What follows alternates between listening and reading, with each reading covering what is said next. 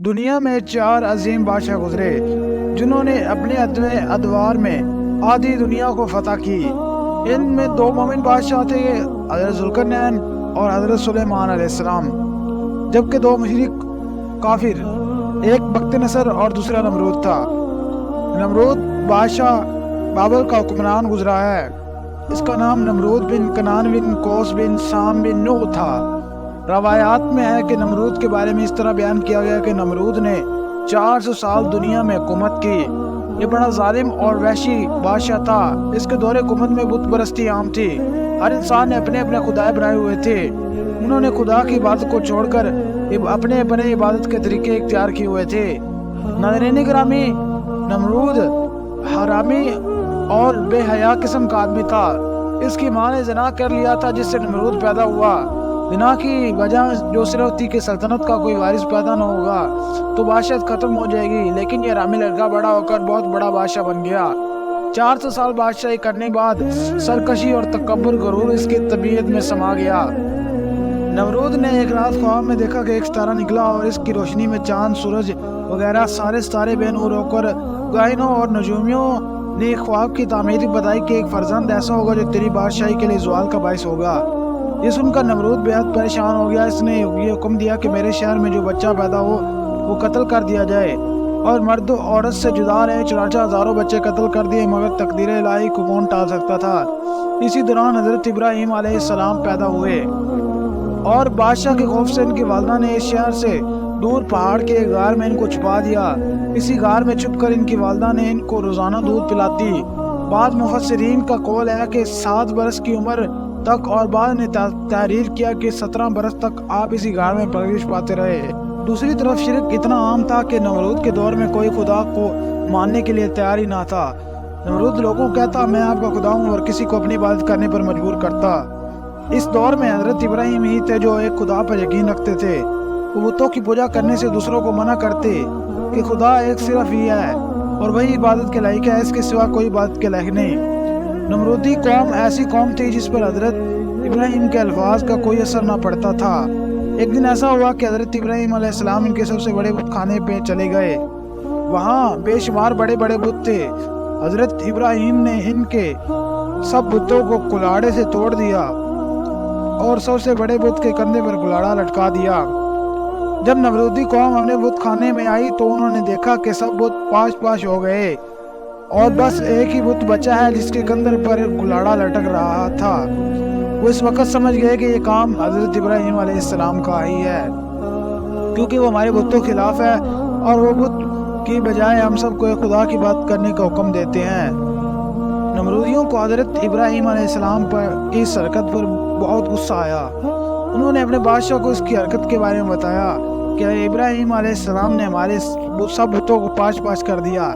نمرود نے کہا خدا تو میں ہوں، وہ کون ہوتا ہے جو لوگوں کو مجھے سجدہ کرنے سے روکتا ہے اور بتوں کو پاش پاش بھی کیا ہے۔ نمرود نے حکم دیا کہ ایک جگہ پر لکڑیاں اکٹھی کر کے آگ جلا دو اور حضرت ابراہیم علیہ السلام کو اس آگ میں جھونک دو۔ نمرودیوں نے حضرت ابراہیم کو آگ میں پھینک دیا۔ آگ نے اللہ کے حکم سے حضرت ابراہیم کے جسم پر کوئی اثر نہ کیا، وہ اللہ کے حکم سے ٹھنڈی ہو گئی تھی۔ حضرت ابراہیم علیہ السلام کا فرمان ہے کہ میں جتنے دن تک آگ میں رہا تو میں اللہ تعالیٰ کے ایک خاص رحم و کرم میں رہا تھا۔ میں اس آگ میں سکون سے رہتا، اتنا سکون میں نے کبھی نہیں دیکھا۔ جب حضرت ابراہیم علیہ السلام کو آگ سے باہر نکالا گیا تو آپ علیہ السلام نے نمرودیوں سے کہا کہ تم سب اللہ تعالیٰ کی عبادت کرو، بتوں کی عبادت کرنا چھوڑ دو، یہ بت تم کو جہنم کی آگ کی طرف دھکیلتے ہیں اور قیامت کے تم پچھتاؤ گے۔ حضرت ابراہیم علیہ السلام نے نمرود کو سمجھاتے ہوئے کہا کہ تم اپنے بےہودہ کاموں سے باز آ جاؤ اور ایک خدا کی بات کرو۔ نمرود کی ہٹ درمی دیکھیے، وہ آگے سے حضرت ابراہیم علیہ السلام کو دلائل دینے لگا۔ حضرت ابراہیم علیہ السلام کی کسی بات کا اس پر اثر نہ ہوا۔ نمرود نے حضرت ابراہیم علیہ السلام کو کہا کہ میں نمرود خدا ہوں۔ پھر نمرود نے کہا حضرت ابراہیم علیہ السلام کو کہ تمہارا خدا کون ہے؟ حضرت ابراہیم علیہ السلام نے کہا کہ میرا خدا وہ ہے جو ہر کسی کو زندگی اور موت دینے والا ہے، جو پوری کائنات و آسمانوں کا مالک ہے۔ جب ابراہیم علیہ السلام کی یہ بات کہی تو نمرود مسکراتے ہوئے کہا کہ یہ تو میں بھی کر سکتا ہوں۔ بادشاہ نمرود نے 2 قیدیوں کو بلوایا جن کو سزائے موت ہو چکی تھی۔ ان میں سے ایک کو مار دیا تھا اور دوسرے کو آزاد کرا دیا تھا۔ یہ کام کرنے کے بعد نمرود ابراہیم علیہ السلام کو کہنے لگا، یہ دیکھ میں بھی خدا ہوں، میں نے ایک کو موت کی گھاٹ اتار دیا اور دوسرے کو زندہ چھوڑ دیا۔ اس طرح نمرود حضرت ابراہیم کے سامنے بے شمار دلیل دیتے ہوئے کہنے لگا، اصل خدا تو میں ہوں، اب بتا تیرا خدا کون ہے؟ حضرت ابراہیم علیہ السلام نے فرمایا کہ میرا خدا وہ ہے جو سورج کو مشرق سے طلوع کرتا ہے اور مغرب میں غروب کر دیتا ہے۔ اگر تو خدا ہے تو سورج کو مغرب سے طلوع کر کے دکھا۔ حضرت ابراہیم کی یہ بات سن کر نمرود بے بس ہو گیا اور کوئی جواب نہ دے سکا۔ اس طرح نمرود اپنی ساری قوم کے سامنے ذلیل ہو کر رہ گیا۔ اس سے پہلے بھی کئی بار حضرت ابراہیم علیہ السلام نے نمرود کو خدا کی عبادت کرنے اور خدا کو ایک ماننے کا حکم دے رکھا تھا۔ نمرود پر حضرت ابراہیم کی باتوں کا کوئی اثر نہ ہوتا، چنانچہ حضرت ابراہیم نے کئی بار نمرود کو دین کا حق کو قبول کرنے کی دعوت دی تھی۔ نمرود حضرت ابراہیم علیہ السلام کے اس عمل سے تنگ آ چکا تھا۔ نمرود نے حضرت ابراہیم علیہ السلام کو کہا کہ اگر تیرا خدا سچا ہے تو اس کو کیا دے کہ میرے ساتھ جنگ کرے، اس کو بول دو کہ اپنا لشکر زمین پر اتارے جو مجھ سے جنگ کرے گا۔ خدا میں نمرود ہوں، میرے سوا کوئی ہمت نہیں کہ وہ میرے سامنے کھڑا ہو سکے۔ نمرود کی زبان سے یہ لفظوں کا نکلنا ہی تھا کہ اللہ تعالیٰ نے حضرت ابراہیم علیہ السلام کی بارگاہ میں حضرت جبرائیل علیہ السلام کو تشریف فرما کر دیا، اور حضرت جبرائیل علیہ السلام فرمانے لگے کہ اللہ تعالیٰ کا لشکر جنگ کرنے کے لیے تیار ہے۔ حضرت ابراہیم علیہ السلام نے یہ الفاظ نمرود کو کہہ دیے، اللہ تعالیٰ کا لشکر جنگ کرنے کے لیے تیار ہے۔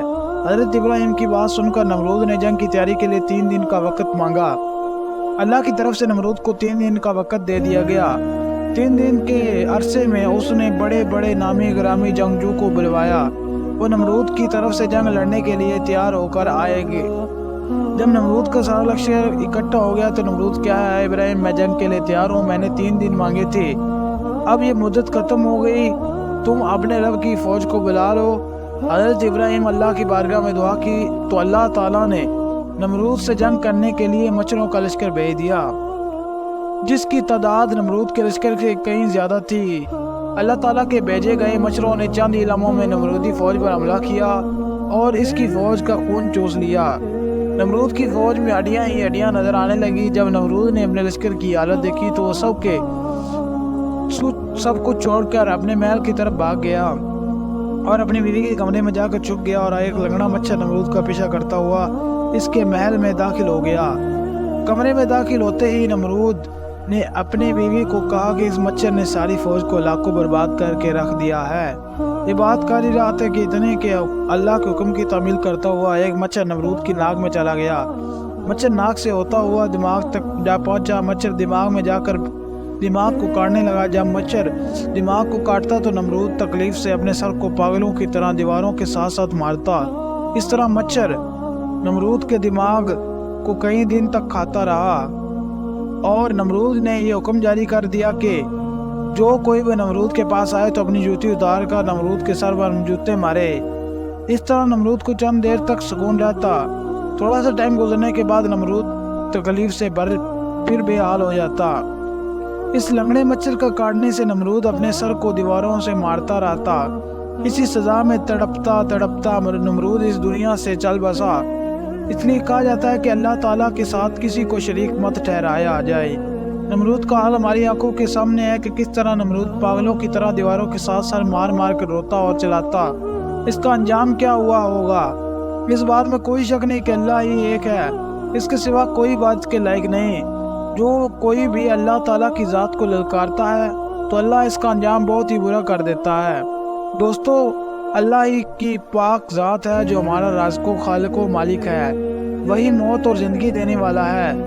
دن رات سورج چاند ستارے کوئی بھی اس کی مرضی کے بغیر حرکت نہیں کر سکتے۔ جو خدا کی نافرمانی کرتا ہے اور ایک نہ ایک دن وہ عذاب الہی میں ضرور مبتلا ہوتا ہے، تو بس ہر حال میں اللہ کا شکر ادا کیجیے اور کبھی کسی بات پر غرور نہ کیجیے، کیونکہ اللہ عز و جل کو غرور بالکل پسند نہیں۔